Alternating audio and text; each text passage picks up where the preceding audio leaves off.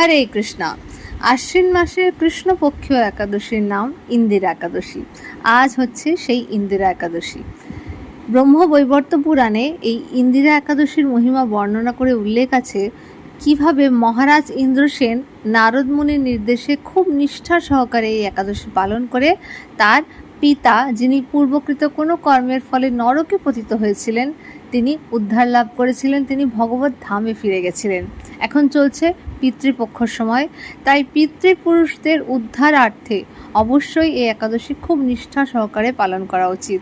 আপনারা সবাই এই একাদশী খুব নিষ্ঠা সহকারে যদি পালন করেন, সম্পূর্ণ উপবাস করেন বা একাদশী যথাযথভাবে পালন করেন, তাহলে এটা পিতৃপুরুষদেরকে উদ্ধার দেওয়ার জন্য সর্বশ্রেষ্ঠ ব্রত, সর্বশ্রেষ্ঠ পন্থা।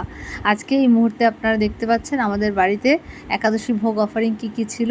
আপনারা সুন্দর সুন্দর রেসিপি দেখুন, একাদশী ব্রত পালন